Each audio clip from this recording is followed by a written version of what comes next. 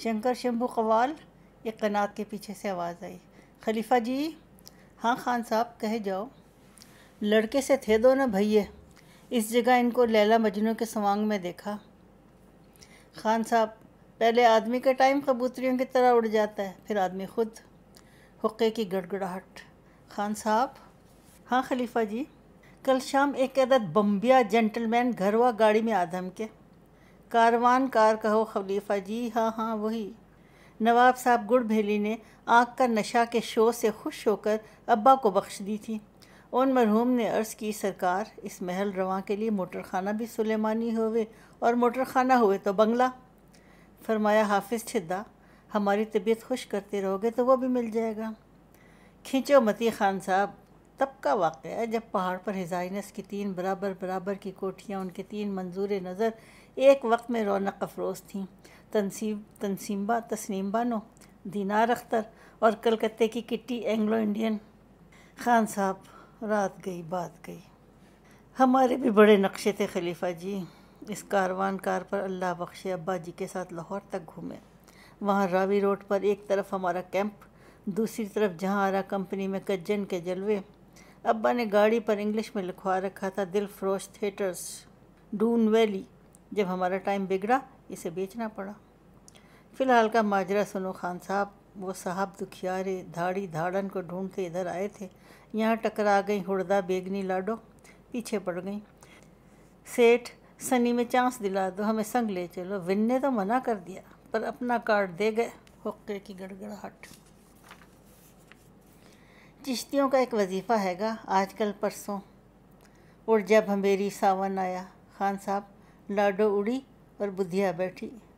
دلفروش ناٹک company how cute. قدم رسول سے واپسی پر قنات کے سامنے سے گزرتے ہوئے فیروزہ نے کہا۔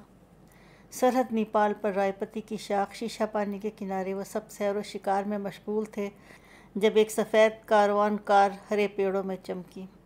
وجے ماتا فاؤنڈیشن، سال فرینڈ ویلی۔ ڈنکی نے کالا چشمہ اتار کر بآواز بلند پڑھا۔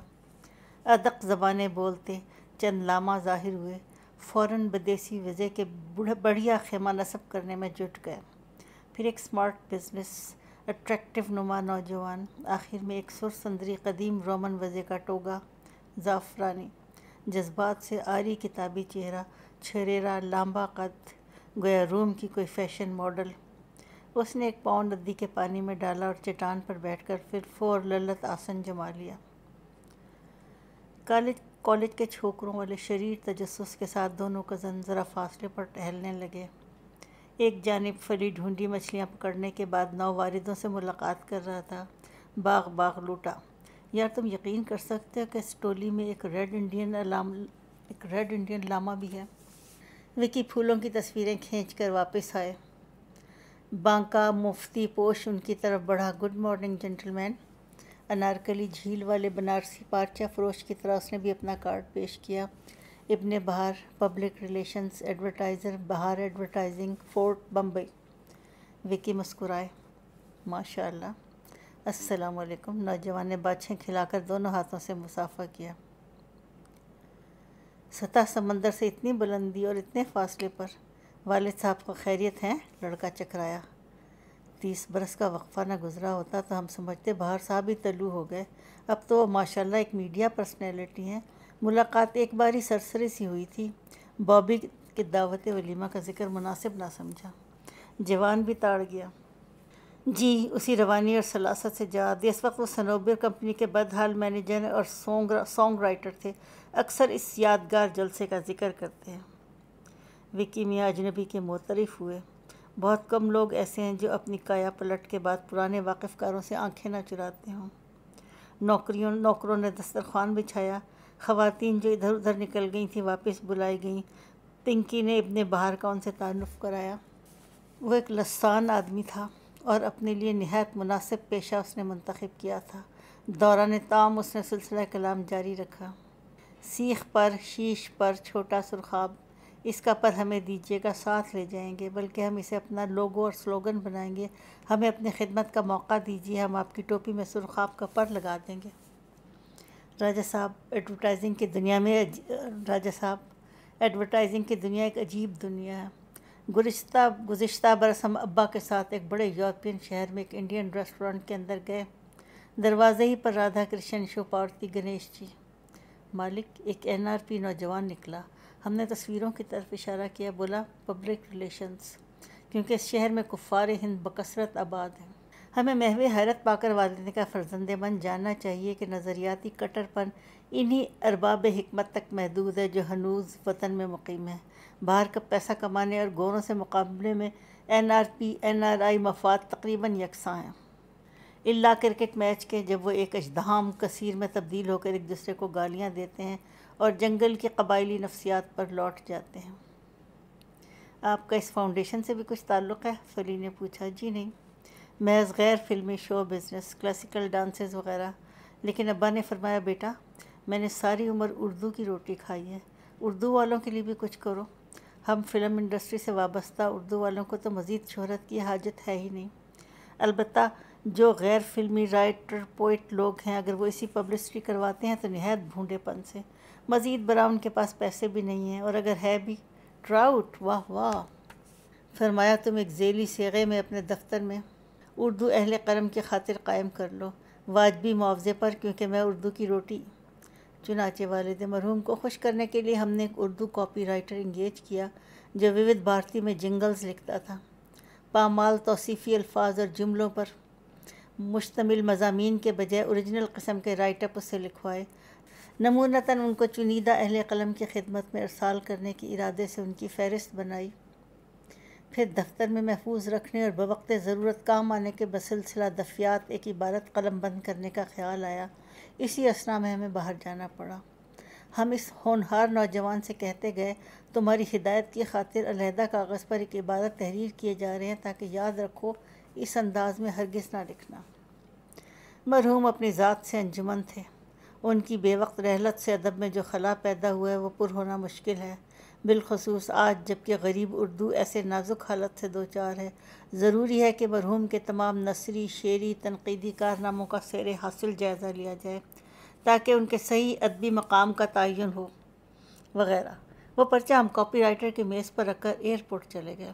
دوسرے روز وہ بھی دفتر نہیں آیا۔ ایک گجراتی پٹے والے نے اٹھا کر وہ کاغذ آؤٹ کی ٹرے میں ڈال دیا۔ مراٹھا ڈسپیچ کلرک نے اس کی نقلیں بنا کر ان پتوں پر پوسٹ کر دیں جن کی لسٹ اسے دے دی گئی تھی، لہذا صیغہ اردو شروع ہونے سے قبل ہی غتر بود ہو گیا۔ جواباً جو خط ہمیں موصول ہوئے ان میں ابا کے حوالے سے ہمیں پسر نوح لکھا گیا۔ ابن بہار نے سر آہ کھینچی۔ سامعین ہنس پڑے۔ ادھر کیسے آ نکلے؟ پنکی نے سوال کیا۔ والد صاحب اسکاٹ لینڈ میں ہیں، وہاں انہیں ریڈ روز کیس کے فیصلے کی خبر ملی۔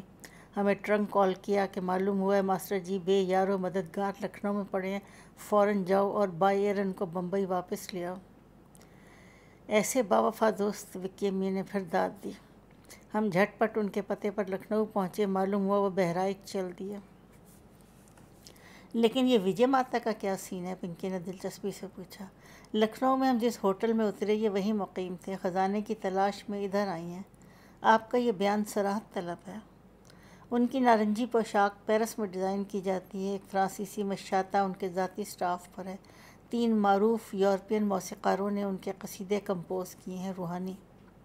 قصہ مختصر، یہ بہت اچھی جا رہی ہیں، مگر کہنے لگیں جی کو چین نہیں۔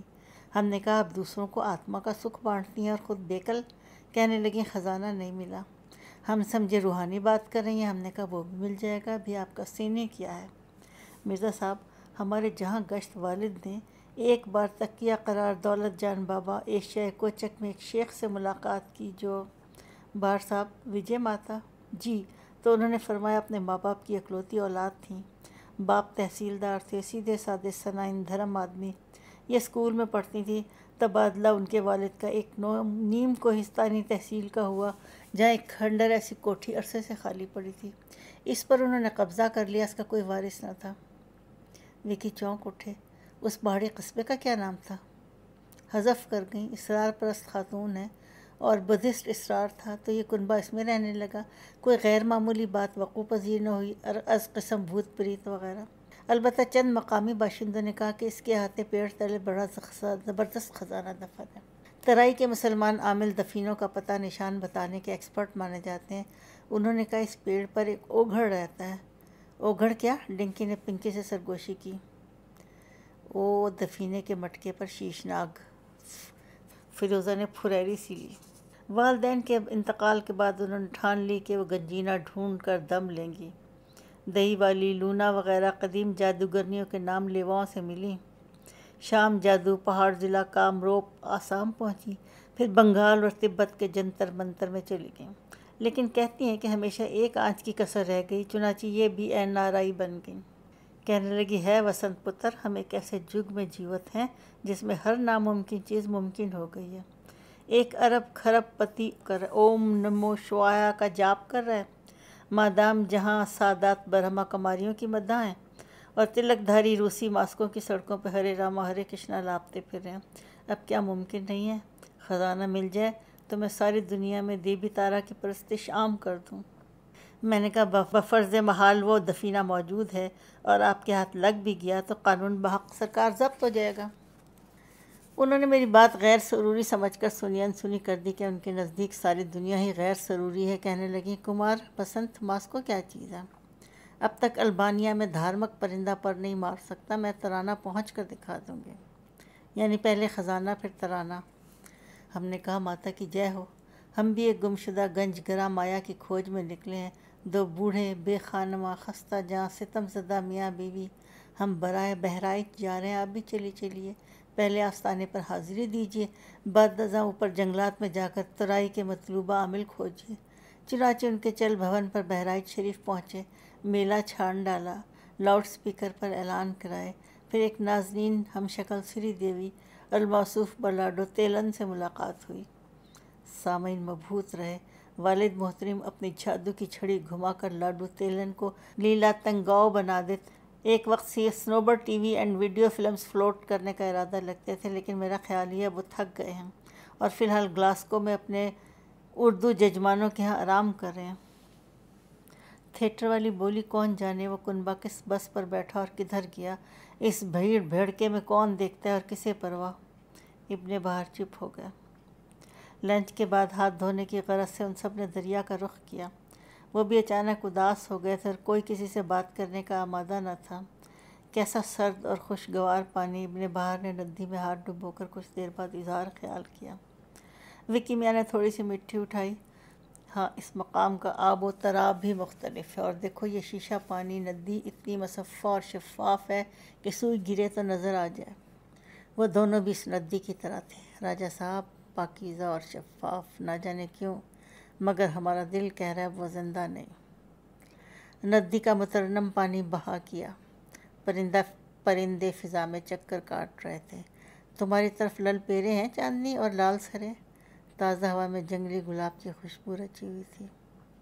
اور چاندنی بیگم، وکی میاں نے ندی پر جھک کر آب رواں کو مخاطب کیا، کیا وہ تمہاری اجاڑ کوٹھی تھی جو وجے ماتا کی ملکیت بنی، اور وہ خالی دفینہ جو کسی کو آج تک نہ ملا ہے نہ ملے گا، کیا وہ تمہاری کوٹھی تھی؟ زرد رنگ کی بڑی سی تتلی آ کر ایک جھاڑ پر بیٹھ گئی، گویا جواباً کہتی ہو، اس علاقے میں سینکڑوں قصبے ہیں اور ان گنت پرانی کوٹھیاں، اپنے ذہن کو خواہ کہ غیر ضروری وسوسوں اور لا حاصل قیاس سرائیوں سے خالی کرو۔ اگر وہ چاندنی کا مکان تھا بھی تو پھر… انہوں نے گیلی ریت پر انگلی سے لکھا، بندہ کمترین وقار حسین، جب یہ زندوں میں سے ہوں، میں بھی ایک روز اس طرف آ نکلا تھا۔ پھر انہوں نے چاروں طرف پھیلے سرسبز منظر پر نگاہ دوڑائی اور اونچی آواز میں پکارے، یہ ایک جنگل کا صحیفہ ہے جو خط گلزار میں لکھا گیا ہے۔ کوئی ان کی بات نہ سمجھا۔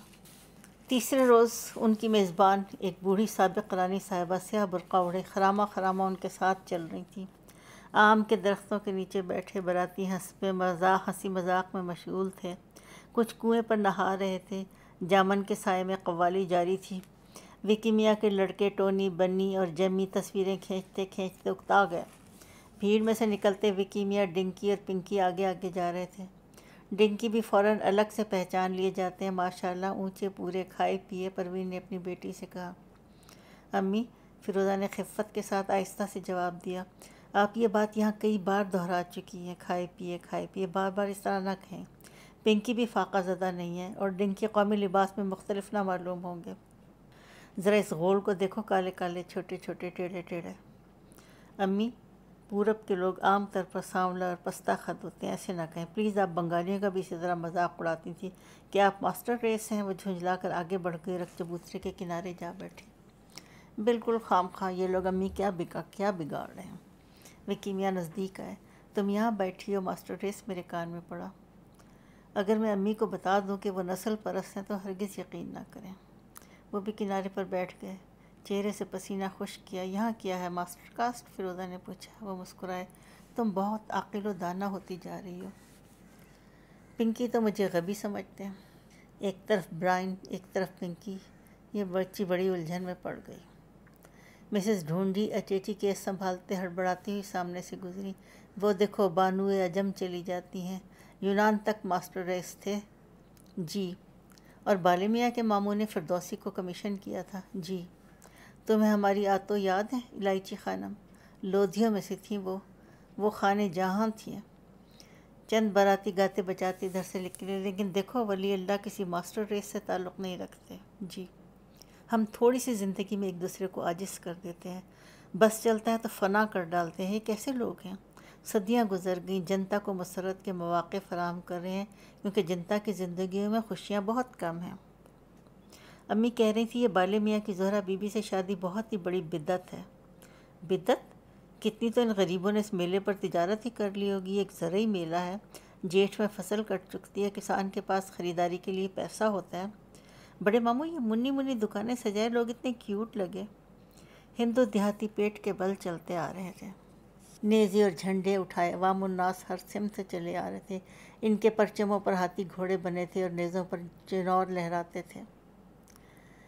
بولو بالے بادشاہ کی مدد، وہ نعرہ زن تھے اور ناچتے اور ڈھولک بجاتے تھے۔ یہ بہار تک کے گاؤں سے پیدل آ رہے ہیں، وکی نے کہا۔ یو پی کے 33 اضلاع بھی یہی میلے لگتے ہیں۔ غازی میاں کے مزار اور چلے اتنی کثرت سے ہر جگہ کیسے؟ ایک درویش نما کریکٹر نمودار ہوئے، رنگ برنگی تسبیحیں، زلفیں، داڑھی۔ وہ بھی فیروزہ کو ایک اور عجوبہ معلوم ہوئی، کیونکہ وہ صفیہ سے آکسفورڈ کے لہجے میں انگریزی بولتے ہوئے قریب پہنچے تھے۔ بات دراصل یوں تھی، انہوں نے تمباکو پھانکا۔ بھائی صاحب کے بدعت مٹانے کے لیے اورنگزیب نے بھیجی فوج۔ اس نے کیا محاصرہ۔ عوام اس فصیل کے باہر پڑی اینٹیں اٹھا کر واپس گئے اور جگہ جگہ چلے بنا کر یہی میلے وہاں لگا لیے۔ سکندر لودھی نے بھی یہ میلے بند کروانے کی کوشش کی تھی۔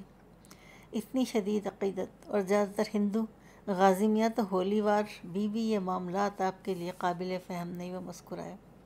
یہ اچھی مصیبت ہے، کسی سوال کا معقول جواب دینے کے بجائے آپ لوگ یہ خواہ اسراریت بیچ میں کیوں لے آتے ہیں؟ فیروزہ نے تندی سے کہا۔ وکی نے ابرو کے اشارے سے منع کیا۔ بات یوں تھی، وہ بزرگ اطمینان سے بولے، نوجوان سید کی کرامات سے فیض یاب اور مقامی حاکموں سے نالا، غالباً مقامی باشندے جھنڈے اور ہتھیار لے کر کمک کے لیے پہنچے، مگر دیر سے۔ گنجے شہیداں پر جھنڈے رکھ کر واپس گئے۔ تب سے یہ پرچم اور نیزے الہوازی سرکار علوی سید تھے، محمد بن حنفیہ کی نسل سے۔ رزمیہ روایت ہے ان کا رشتہ مضبوط تھا۔ رائٹ، آئی انڈرسٹینڈ سر۔ ظلم کے خلاف لڑنا، مقدس سورما سینٹ جارج دی ڈریگن کلر، انگلستان کا قومی سمبل، مگر یہ کہ معلوم ہوا مارگریٹ تھیچر پھول بتاشی لیے چلی جا رہی ہیں۔ تمہارے سارے رویے متروک ہو چکے ہیں۔ وکی بہت محظوظ ہوئے۔ آئیے ادھر املی کی ٹھنڈی چھاؤں میں چل کر بیٹھیں۔ نوارد ان تینوں کو ایک طرف لے گئے۔ ان کے ساتھ حجت مت کرنا، وکی نے آہستہ سے کہا۔ یہ پڑھے جن ہیں۔ انہوں نے سن لیا۔ چبوترے پر اکڑوں بیٹھے، مٹھی بنا کر سگریٹ کا کش لگاتے فرمایا، بچہ ہیں، کرنے دیجیے بحث۔ جی تو دیکھیے وہ سنگی حلقہ جو رکھا ہے، وہ سرکار کی حلقہ بگوش مکنا دیو کے کان کا سنگی بالا ہے۔ فروجہ بھونچکی رہ گئی۔ آپ سنجیدہ نہیں ہیں؟ انہوں نے چھوکری کو نظر انداز کیا اور ماموں سے مخاطب رہے۔ اور بھائی صاحب قبلہ غلامی کی بات تو یوں ہے کہ ایک بار ہم انگلینڈ سے لوٹتے ہوئے یوگوسلاویہ وغیرہ کا چکر لگاتے قونیہ جا پہنچے، بالکل بطور ٹورسٹ۔ اس وقت 2 انگلش کلاس فیلو ہمراہ تھے۔ وہاں ہمیں ایک باقی ماندہ بوڑھا درویش ملا۔ اس نے ہمیں اس پتھر کے متعلق جو ان کی رسوم میں کام آتا تھا ایک دلدوز دعا سنائی۔ اس پتھر کو اپنے کان میں لٹکا، علی کے قمبر کے سائس بنو۔ سبحان اللہ، وکی اماں کا وجد سایہ۔ فیروزہ نے گھبرا کر صفیہ کو دیکھا، وہ بے تعلق بیٹھی رہیں۔ مزید سماعت فرمائیے۔ ارشاد۔ میں تیرے گھوڑے کے ہمراہ رہنے سے قمبر بن گیا ہوں۔ واہ علی امام منست و من غلام علی، وکی میاں نے جواب دیا۔ ایک طرف کو دوڑ گئے، پھر واپس آئے۔ گڑکا سناتا ہوں جو التمش کے زمانے سے پڑھا جا رہا ہے، رجز۔ التمش فیروز شاہ، شجاع الدولہ، وہ ان سب لوگوں کے بالکل نزدیک موجود ہیں۔ فیروزہ کا انجانا سا ڈر اور استعجاب بڑھتا گیا۔ دائیں ہاتھ بلند کر کے کڑ کے کھڑک سرگ ہے نرنکار، انت شاہ مرداں کے ہنس۔ سنیے گا بھائی صاحب ایک اور قدیم نوحہ جو اب تک پڑھا جاتا ہے۔ ارشاد جب جو جھن کو گیو قاسم، دل مار کے سگرو بھگائے دیو، پگ پاچھے دھرو نہ جرا ہٹ کے۔ چکر سا کاٹ کر پھر وہ ایک طرف کا چل دیے۔ مامو جان یہاں ہر جگہ بڑی ہی عجیب باتیں ہو رہی ہیں۔ عجیب قطعی نہیں، رانا صاحب سن 52 سے قبل ایک بڑے راجا صاحب تھے، آکسفورڈ کے تعلیم یافتہ، اب اخوان طریقت میں شامل ہو گئے ہیں۔ کیا ان کے پاس فاضل وقت بہت ہے؟ ہاں میری طرح، بھانجی نادم ہوئی۔ رفاعی سلسلوں کے غوغائی فقیروں کا ایک گروہ صحن سے نکل گیا۔ عجیب قطعی نہیں، یہاں رانا صاحب سن 52 سے قبل ایک بڑے راجا صاحب تھے، آکسفورڈ کے تعلیم یافتہ، اب اخوان طریقت میں شامل سے ہو گئے ہیں۔ کیا ان کے پاس فاضل وقت بہت ہے؟ ہاں میری طرح، بھانجی نادم ہوئی۔ رفاعی سلسلے کے غوغائی فقیروں کا ایک گروہ صحن سے نکل گیا۔ یہ لوگ بدایون، حسین ٹیکری مدھیہ پردیش اور دیوریا مہاراشٹر کے رفاعی تکیوں سے آئے تھے اور مولا علی کے نعرے لگا رہے تھے۔ رانا صاحب دوبارہ نویدار ہوئے۔ یہ رفاعی درویش ترکی اور توران میں مفقود ہو چکے یہاں موجود تھے، کیونکہ وہاں انقلاب کب کا آ چکا اور یہاں نہ آیا نہ آنے کی امید ہے۔ فیروزہ نے جھنجھلا کر کہا، یہ لوگ اولیاء کی خفیہ پولیس ہیں۔ رانا صاحب نے جواب دیا، صاحب مزار صابر ہوتے ہیں مگر گستاخ بے ادب لوگوں کو یہ قلندر پٹخی دے دیتے ہیں۔ فیروزہ نے اپنے ماموں سے التجا کی، اب چلیں؟ وہ بہت برا وقتہ معلوم ہو رہی تھی۔ دراصل اس بچی کو بے وقوف پروین کی نسل پرستی نے بے حد مضطرب کر دیا تھا۔ غالباً یک بارگی اس کو یہ احساس ہوا کہ نسل پرستگی کے مختلف رنگ ہیں۔ اگر اس کی موڈ لینڈ اولاد نے اپنے ایشیائی ورثے کو حقیر جانا، اور روایت بھی تو اس کے ورثے میں شامل ہے۔ پچھم جیٹھ کے میلے سے کتنے نوری سال کی دوری پر واقع ہے۔ ایک ستارے کی روشنی لاکھوں نوری برسوں میں زمین تک پہنچتی ہے۔ گزشتہ ادوار کی روشنی اور تاریکیاں دونوں یہاں ایک ساتھ پہنچ رہی ہیں۔ رانا صاحب دفتن باقاعدہ گانے لگے، نیر پیون ہت گئے سندھو کے کنارے، سندھو بیچ بست گرا چرن دھڑ پچھارے، ہے گووندا راکھو شرن۔ کارام وکی نے دریافت کیا، سنت رائے داس راکھو شرن اب تو جیون ہارے۔ 16ویں صدی، پانڈی چیری میں فقیر نے ڈی اے کی رائے سے خود سنا۔ آہ گریٹ سنگر ہٹ دلیپ کمار رائے، وکی نے کہا۔ 16ویں صدی میں آپ، فیروزہ نے دہرایا، سب ممکن ہے۔